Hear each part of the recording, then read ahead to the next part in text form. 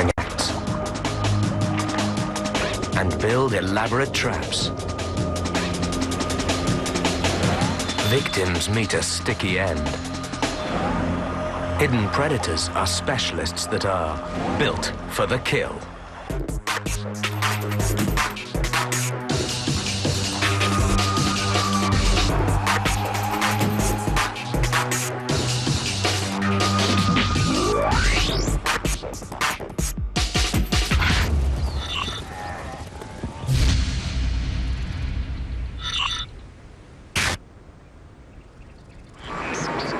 Everywhere on our planet, there are places for killers to hide. Blending into the background is one of the best ways to hunt prey or escape a predator. It's a strategy that can make the world of the unseen one of the safest and one of the most dangerous.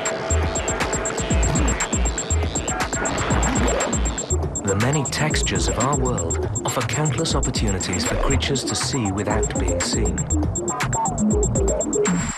From the depths of the sea to the deep forest, the name of the game is Masquerade. And the rules dictate that surprise and cunning are the strategies that make the difference between life and death.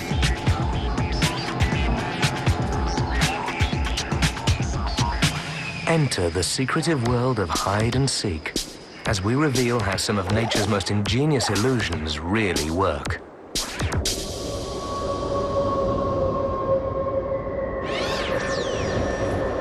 Even from space, this desert looks like a barren wasteland. Endless sand dunes stretch as far as the eye can see. When the sun's up, this place is like a vast hot plate. But at night, it can be freezing cold. This is the Namib, said to be the oldest desert in the world and one of the driest places on Earth. It stretches along the Atlantic coast of southern Africa. It may look completely uninhabitable, but there are plenty of things that thrive here.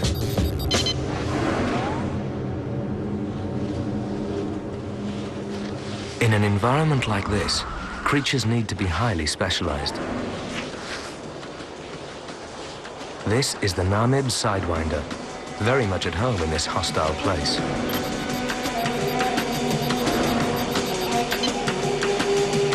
For a snake, crawling over loose ground requires a peculiar method of locomotion called sidewinding. In this way, it keeps up a reasonable pace over the burning hot sand. The surface temperature can reach a blistering 65 degrees Celsius or 150 degrees Fahrenheit. Too long in one place, and the snake will cook. Walking on only 2 loops of its body at any point, the Sidewinder is able to keep much of its length off the ground. This reduces heat absorption and provides an efficient means of travel.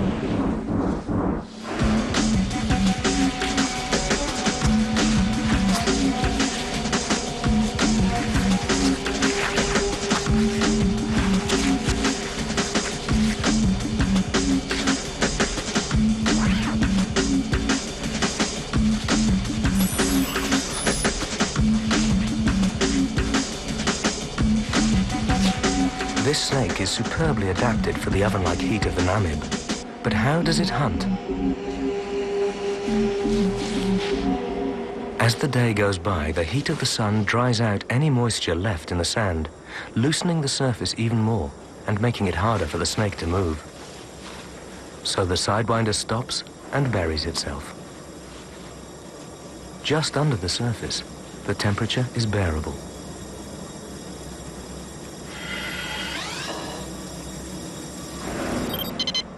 Now, patience is the name of the game. A shovel-nosed lizard also has to deal with the extreme heat. It virtually dances across the hot dunes, lifting its feet in rotation, a bit like a human firewalker running across a hot bed of burning coals. Like the Sidewinder, the lizard is also cold-blooded and emerges in the day to warm up. But as the sand gets hotter, it has to play a constant juggling act to avoid fatal overheating.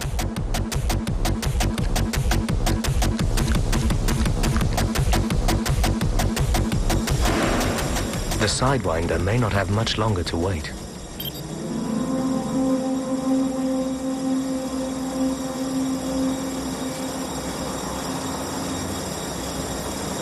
Using a combination of sight, sound, and smell, the Sidewinder detects approaching victims and waits for them to come into striking distance.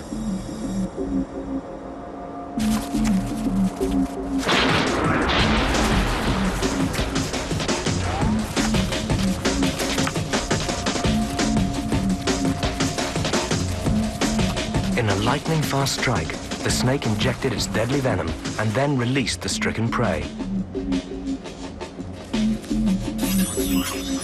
This lizard hasn't got long to live.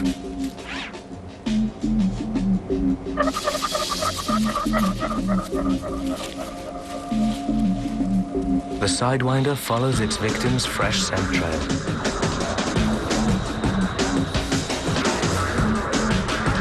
The venom gradually disables. The more the lizard moves, the faster the poison pumps through its system.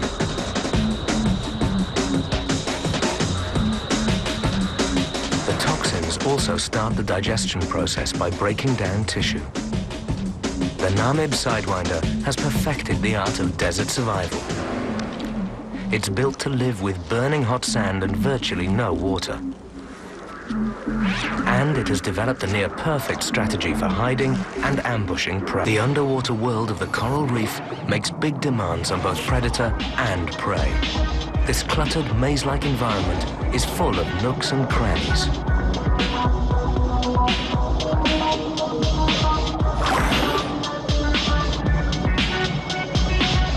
Success here is often down to who's best at hide and seek.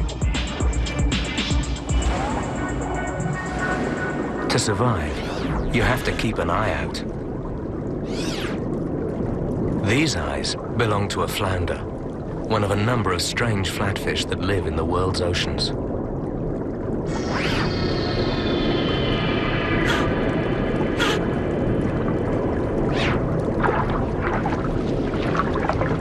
Using loose sand and special color-changing cells, they cleverly disguise themselves. But flounders aren't natural-born hidden killers. Hatchlings swim upright, and their eyes are on either side of their head. Adults have perfected the art of blending into their background. Only the eyes protrude. Keeping watch.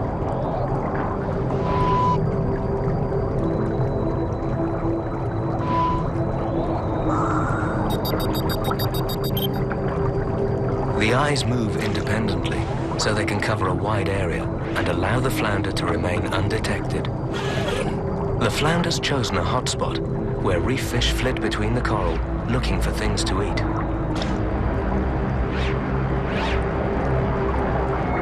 Like little periscopes, its eyes scan the vicinity for activity.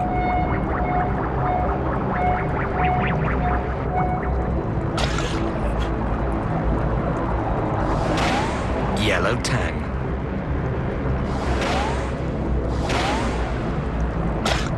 Before a flounder strikes, its target must be within range. If they're not, the killer will miss.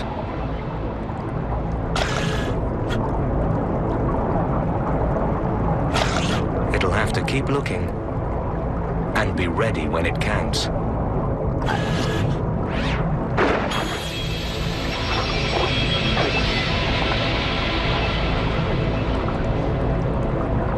Inside its mouth, the flounder has powerful teeth.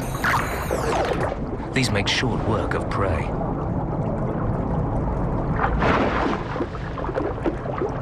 As it strikes, its mouth opens, creating a strong suction. This yellow tang is literally sucked in. This bizarre killer is superbly adapted to a bottom-feeding life. It doesn't have the muscle and agility for the chase, but its flattened, distorted body means it's built for the kill. And it's not the only one.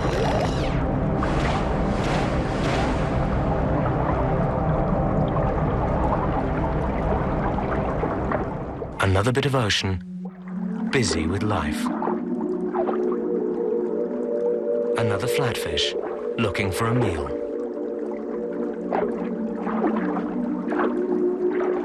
But this meal belongs to an underwater fisherman, an anglerfish.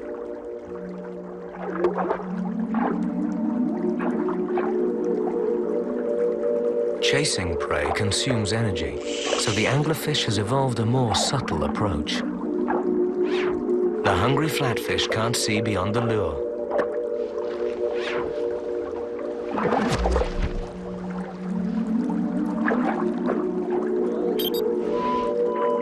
This elongated, stiffened dorsal fin ray is completely separate, forming a long stalk tipped with a tattered colored shred.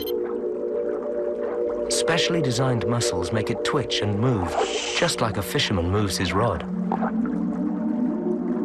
Lurking below, the anglerfish has skin that blends right in with the sea floor.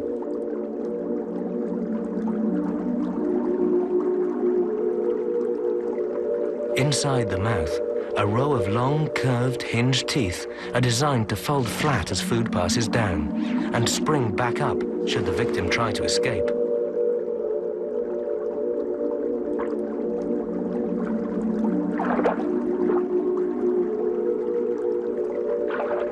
The anglerfish waves its lure and waits.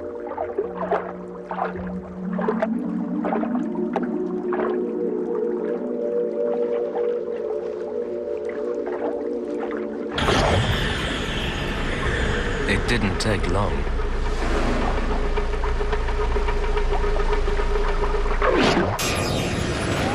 This fisherman loves all sorts of seafood, from squid and crustaceans to inquisitive fish. The anglerfish uses a simple yet effective ploy to catch its prey. The irresistible worm proves to be a fatal attraction for many as they are tempted into the jaws of this clandestine killer.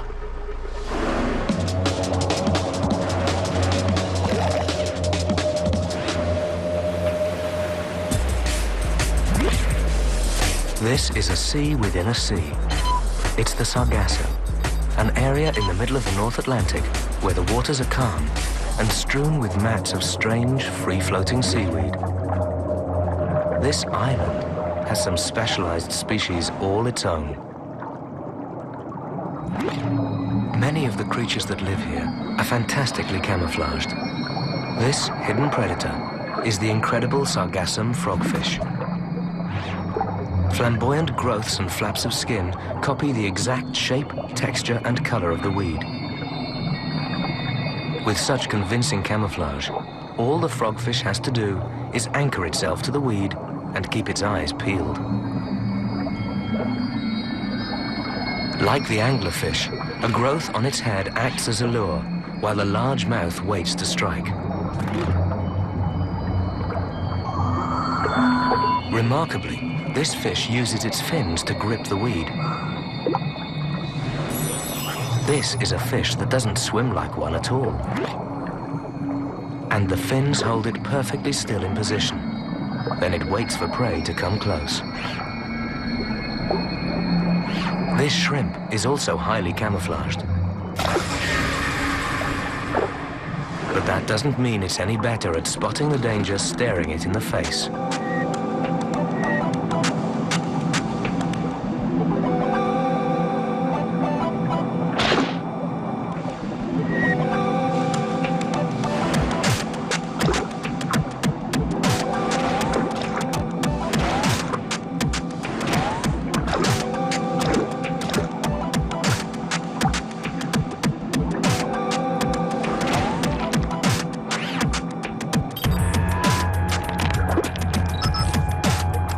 Fraction of a second, the shrimp is a goner. The frogfish attack is over in the blink of an eye, faster than that of any other fish, surprising their victims when they're least expecting it.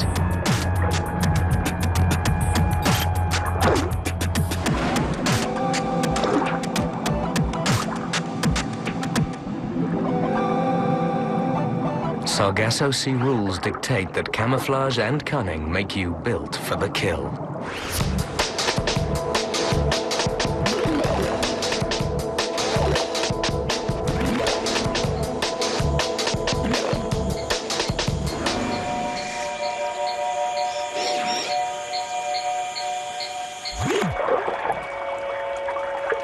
Amazon river water may be murky, but it's home to some of the most colorful creatures.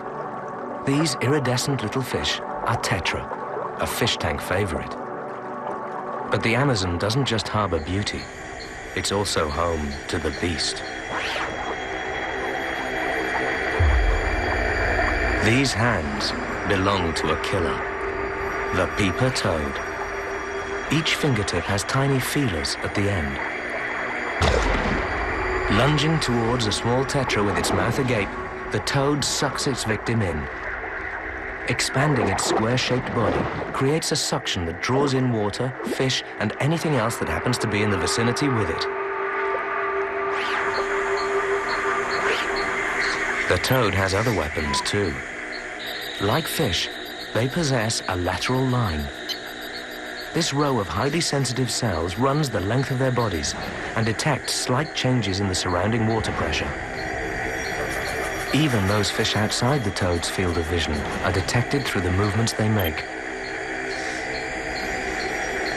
And anything the toad fancies that makes the mistake of swimming in front of it is likely to pay the consequences.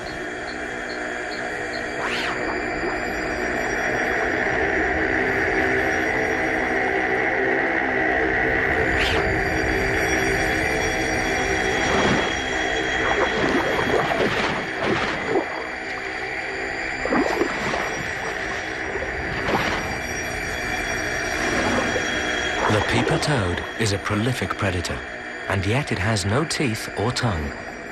Its long fingers pull prey to their death.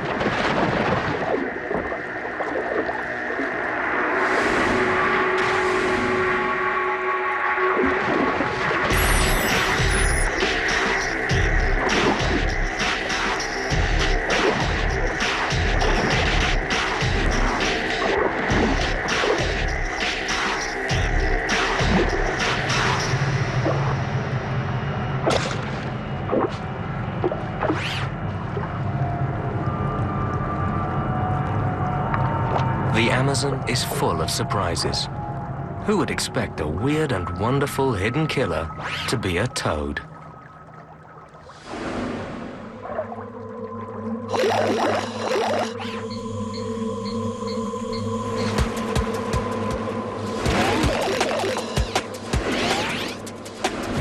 Some underwater predators even break the rules and manage to operate on dry land.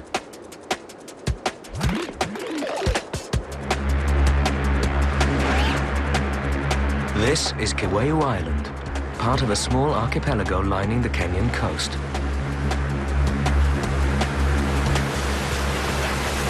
At low tide, the beaches become busy with tourists, hordes of ghost and fiddler crabs. Scouring the sand for scraps of food, the crabs transform this beach into a promenade.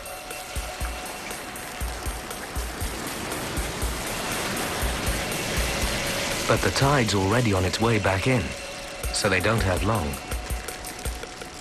Watching their every move is another tidal visitor. But it's not waiting for the water. It's crabbing. Not even the crab's sharp pincers can help now. Octopuses are primitive creatures with a remarkably developed brain and nervous system. This is one intelligent invertebrate. The sucker-covered, multi-armed killer grabs the crab while its beak is busy cracking the shell. But the octopus hasn't finished yet. Like some creature from a B movie, it leaves the water and heads onto land. As the arms stretch out, they find a purchase and pull the body along. Every tentacle contains about 50 million nerves, but only a few of these actually connect to the octopus's brain. So each arm works independently from the others and from the brain itself. Because octopuses breathe through gills, they can't stay out of water for very long. These incredible creatures can change both shape and color in an instant, blending seamlessly into their surroundings. This amazing feat is achieved by changing the level of color in cells called chromatophores. These are small elastic sacs surrounded by muscular rings that control the distribution of pigment.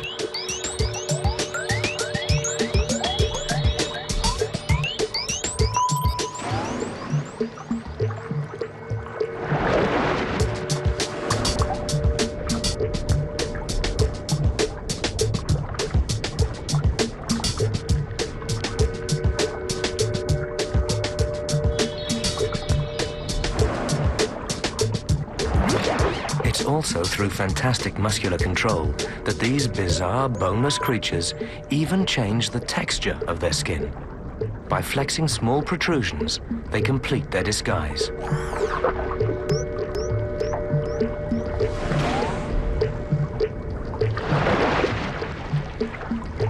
Although they're strong swimmers, they often hunt by stealth, leaping out on unwary passers-by.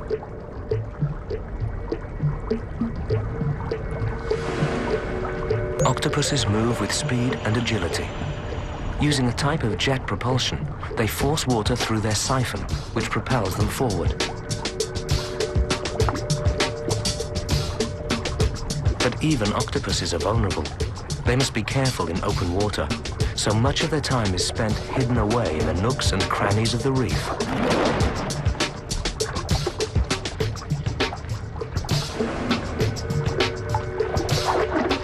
They come in all shapes and sizes too. Some are tiny enough to use an old shell as a safe house.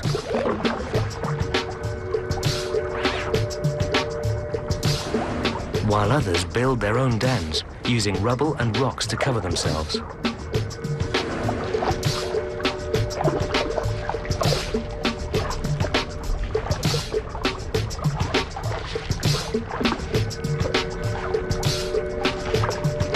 From hiding places such as these, they can keep watch and take their time selecting targets for attack. Octopuses have large eyes, adapted to function in underwater light.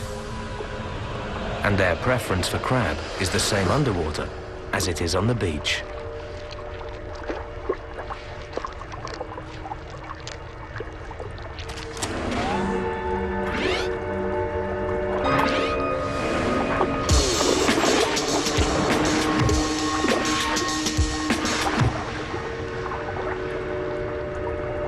With the victim firmly trapped by the strong mantle, the crab is unable to escape.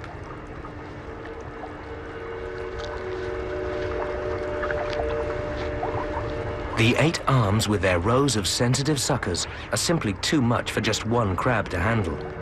It may have as many as 1,600 individual suckers to deal with. Each of these suckers may have as many as 10,000 neurons to provide taste and touch information. They work well to grip slippery prey like fish. But it's the octopus's beak, located in the center of all this, which does the killing.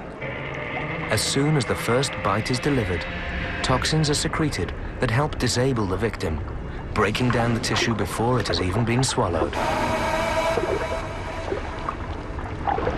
When they do venture away from the reef, it's often to go in search of prey. Crayfish can sense approaching danger and will run for cover.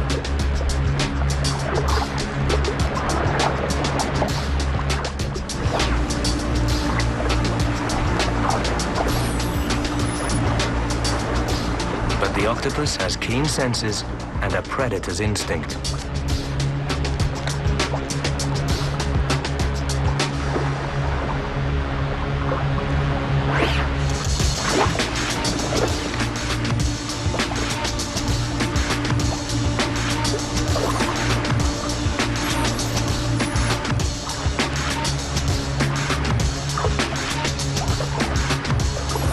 Faced with an intelligent 8-armed killer, there's no escape. The octopus is a highly adapted stealth predator that can even venture onto land in search of its prey. Freshwater lakes and streams are home to a truly extraordinary hidden killer. It's like something out of a science fiction movie. Viewed in close-up, this river is the backdrop for a microscopic battleground, where some of nature's most primitive creatures are set against each other. Believe it or not, this is one of nature's most adaptable predators, despite the fact that it hasn't got a brain, just a network of nerve cells. Hydra anchor themselves to aquatic plants, while their tentacles float idly underwater, like an extension of the plant itself. Although Hydra have only a very basic nervous system, they still respond to touch.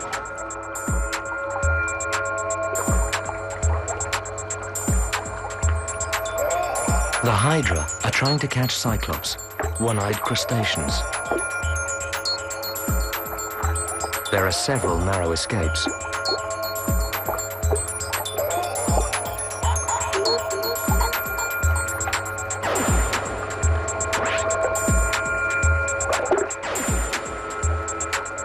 The tentacles are equipped with venomous stinging cells containing nematocysts, among the most complex cellular organs on Earth. The Hydra has 4 different stinging cells at its disposal. Some are designed to sting and paralyze, while others discharge threads which coil around a victim in a death grip.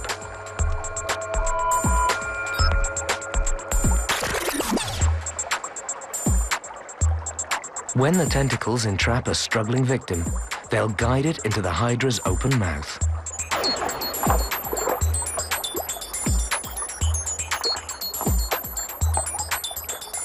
It's when a prospective meal swims past and accidentally touches a tentacle that the Hydra showers its victim with poisonous threads.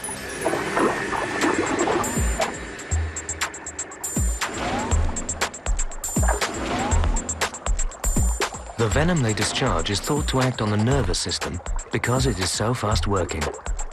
Once caught, this Cyclops is quickly paralyzed before being brought to the Hydra's primitive digestive center and devoured. This tiny killer's body is like a hollow tube, only 2 cell layers thick. It's used like a sleeve when it eats.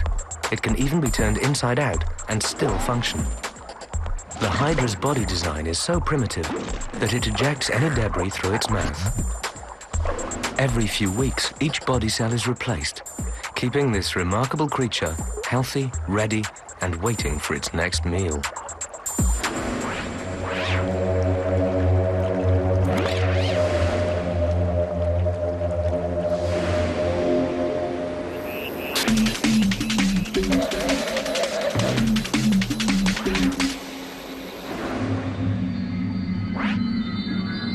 This strange necklace-like decoration hanging from the roof of a New Zealand cave is a deadly trap.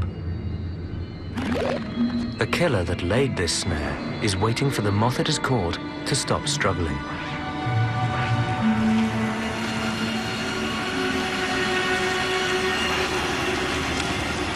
And this killer isn't even fully grown. It's a larva of the fungus fly.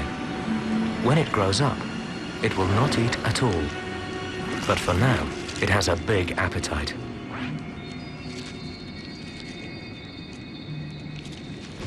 But to work, this trap needs certain conditions. Humidity to prevent dehydration, a suitable overhang from which to sling the threads, and no breeze so that they don't get tangled. Above all, there needs to be plenty of insect action.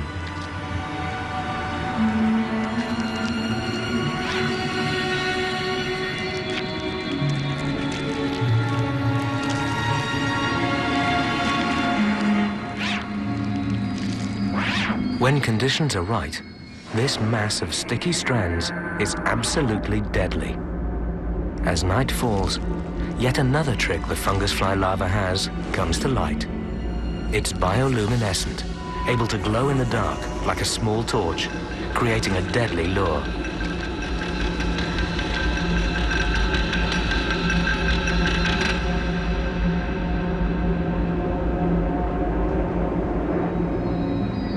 And even the sticky globules on the larva's threads flicker in the dark like a starscape, adding to the confusion for night-flying insects.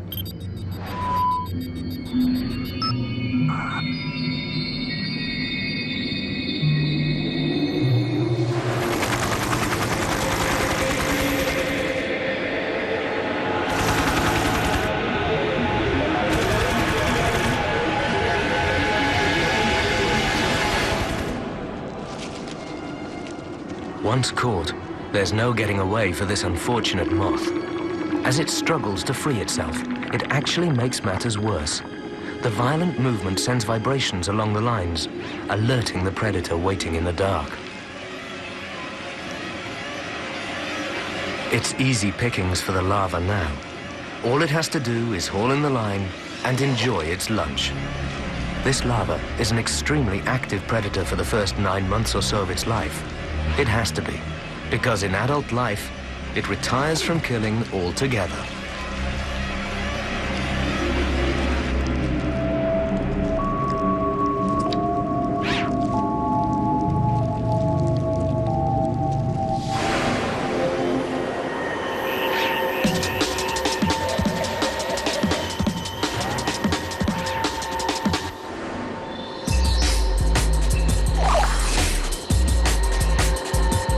Deep in the forests of Central America, there are all sorts of strange goings-on.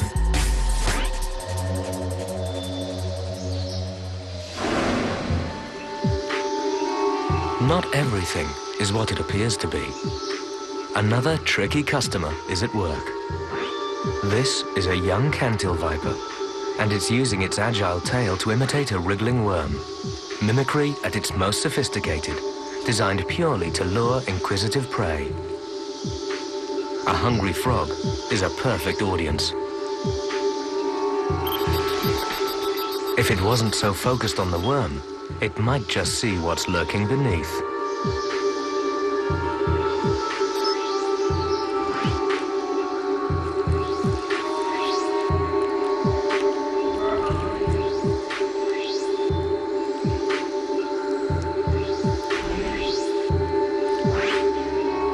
The cantil is a pit viper with deadly heat-seeking senses.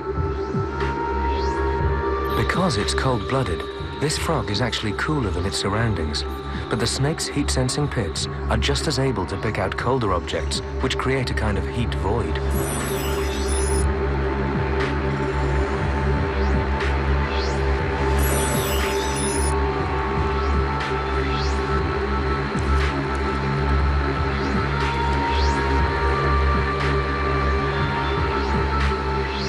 The tail is working its magic. The snake doesn't exactly hide, but it has distracted the frog so that it's not being seen.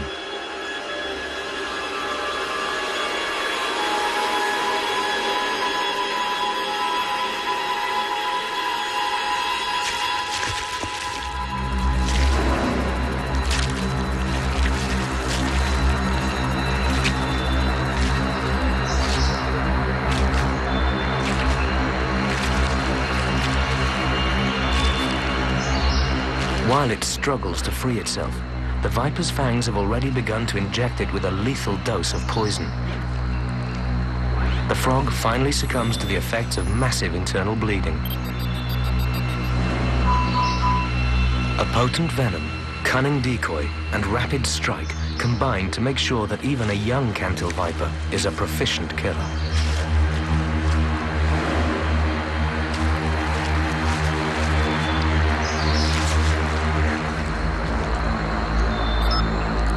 As the frog is swallowed, the snake can save any further expensive energy because the venom has started the digestive process. Vipers are incredibly efficient predators. Their tactic is ambush, the strike is quick, and no struggle ensues. All in all, this young cantil viper is one of nature's great con artists, a wolf in sheep's clothing, using a clever ploy to entrap a victim.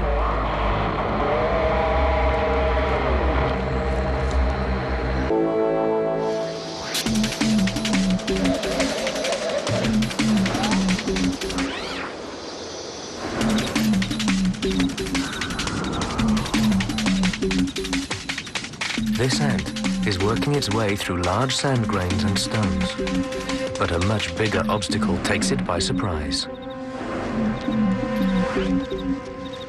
It's wandered into a large sand crater, and the loose grains are making it difficult to climb back out. The ant is trapped. As the ant begins to struggle harder to get out, something in the center, underneath the ground, is beginning to move. After a desperate fight, the ant disappears. And there's more than one hidden killer around these parts. In fact, the whole place is alive with these dreadful creatures. Insects passing through here must run a gauntlet of ant-lion traps. The traps are sophisticated structures, carefully designed by their architects to incarcerate victims. The ground is like a minefield.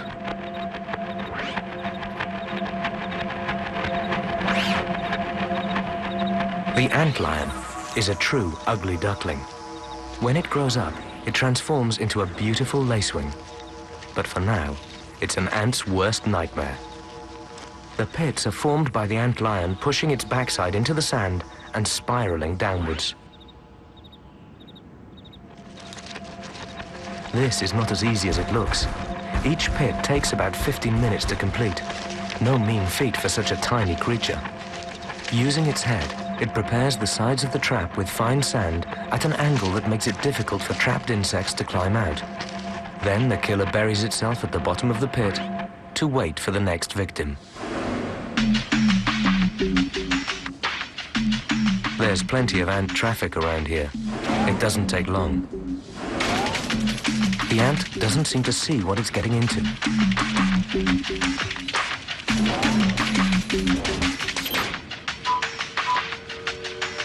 As the ant struggles to climb the sides of the pit, the predator lurking below begins to throw sand at it with surprising precision, making the victim's climb even more difficult. Any attempt the ant makes to escape is prevented by the relentless efforts of this underground hunter.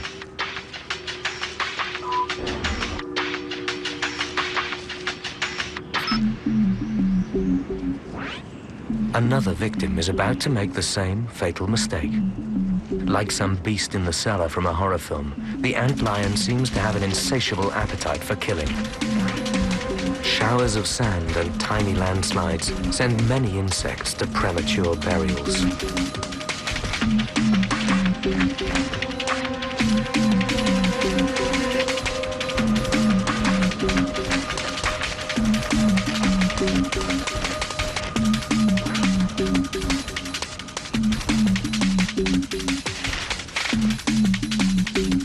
Success at last.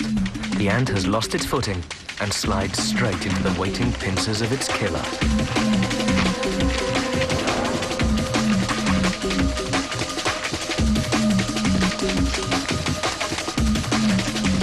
The antlion injects poison and digestive juices before sucking its victim dry.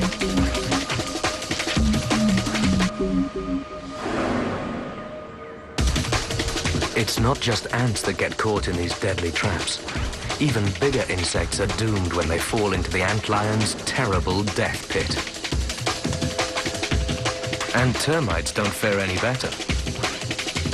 All the antlion has to do is sit and wait for its next visitor.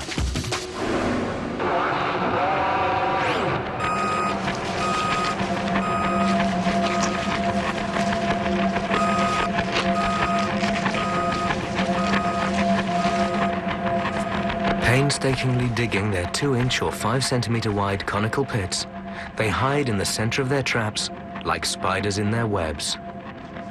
This hidden killer's predatory tactics exploit the desert's sandy terrain. The rules of the game here mean you use any strategy you can to catch your prey. When you think killer, you don't immediately think of plants, but they are. And they're among the most highly disguised of all predators.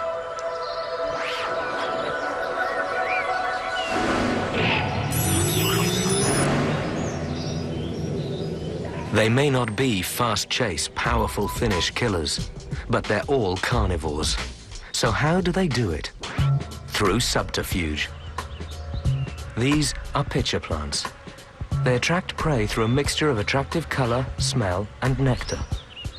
Some pitcher species even have UV patterns that resemble flowers. The brim of the pitcher produces a lot of nectar. But to get to it, you have to step on the slippery edge. And below, there's a pool of digestive juices. Carnivorous plants have developed these ingenious designs to supplement the meager nutrition available. It's a bit like taking a vitamin pill. This is a sundew plant, covered in pretty red tentacles with small glittering dewdrops attached. They may look pretty, but to an insect, they're deadly. These globules are incredibly sticky, and there may be as many as 200 tentacles on each leaf, spread out to cover a wide area. When an insect lands on a leaf, it gets stuck fast. There's no hope of getting away.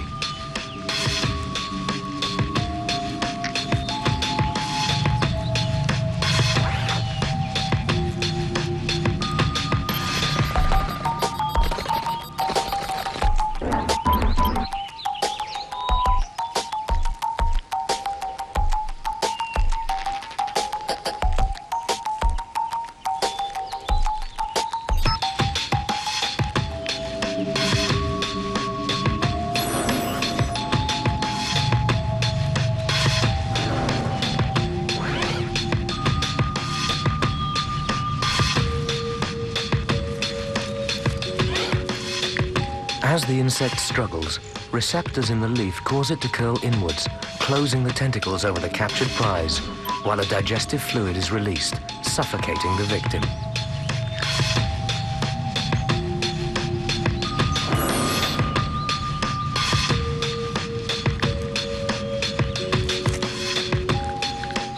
It takes several days for the digestion process to be completed, depending on the prey.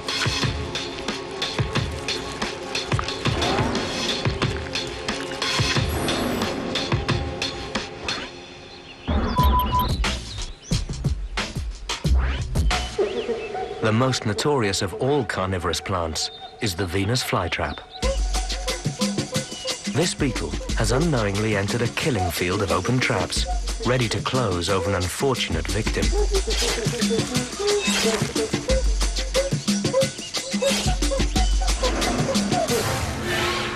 The two lobes of the leaves can close quickly, triggered by the sensitive hairs on the inside. Narrow escapes are commonplace. But not every intruder is so lucky. These traps are not for slow movers. As the hairs on the inside of the trap are triggered, it's believed that water stored in cells along the inner surface of the trap rapidly moves to cells along the outer surface. This makes the two halves of the spiky plant stomach close quickly, fast enough to catch a fly.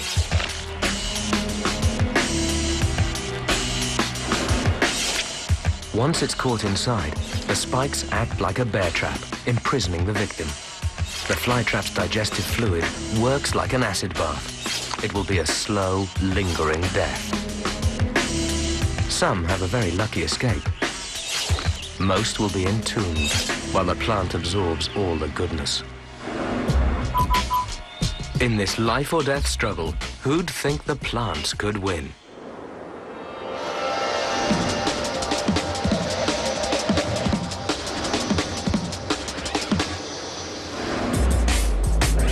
In the world of hidden killers, camouflage can make predators invisible to their prey. A monstrous mouth lies in wait for unwary victims. And even where there are few places to hide, there are deadly hunters skilled at working undercover.